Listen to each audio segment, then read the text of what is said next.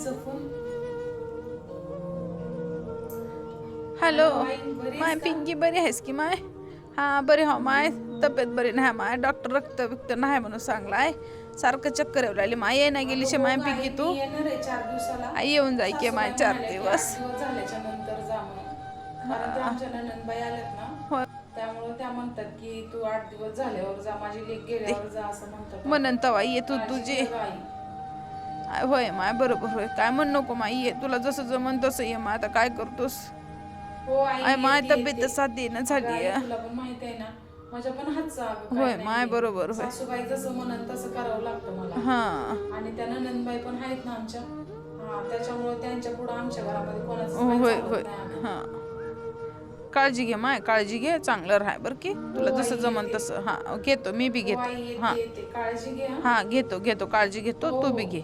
हा काय ग बहिणी, नाटक संपले असतील तर काम कर घरातली. धुणं भांडी धुवायचं. काय झालं तुला रडायला?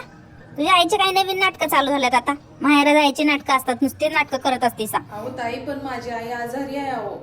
हा होय होय, तुमचा काय गेम आहे ते मला नक्कीच अहो, मी माहित आहे. खोटं नाही बोलते. माझी आई आजारी आहे ना, त्याच्यामुळे तिचा फोन येतोय अहो सारखा. अगं अहो, खोटं पण तिला असू वाटतं शकतं. ना की तिची मुलगी येऊ, तिला भेटावं, तिला बोलावं, तिला पण वाटत असेल. हा माहित आहे तुझ्या आईचे आणि तुझे लय नाटके असतात. माहित आहे आम्हाला. माहेरा जायचे बहाणे शोधता नसते. पण घरातले आई, मी काम बी कशाला मग खोटं बोलू? मागे पण अशीच आई म्हणजे आजारी आहे म्हणून जाऊन 15 दिवस राहून आले सा. इथले घरातले तुझ्या काम करायला मी काही नौकर नाही. हा एकतर आई पण नाही, आई पण पुण्याला गेली आणि घरातली कामं कोण करतात? माझ्यानं काय करणं होईना. माझी आई आजारी आहे म्हणून ती सारखी फोन हा, करते मला, माहित आहे. "बाळा, तू पण ये, तू पण येऊन मला भेटून जा." बघ वहिनी, माझ्या दादाला तू ताब्यात केलीस, माझ्या मी आईला कशाला पण खोटं केलीस, बोलू? पण माझ्या पुढे तुझे नाटक काय चालणार नाही, सांगून ठेवतात आताच. स्वरा, हे काय चाललंय? आवाज खाली कर. दादा तू तर काय बोलूच नको. तू तर तुझ्या बायकोचा पहिलेच झालास. मला काही शांतपण शिकवायचं नाही. स्वरा, तुला आठवतंय 2 वर्षापूर्वी तुझा मोठा अपघात झाला होता. त्यावेळेस तू 3 महिने बेडवरती होतीस. तुझी सेवा कोणी केली होती?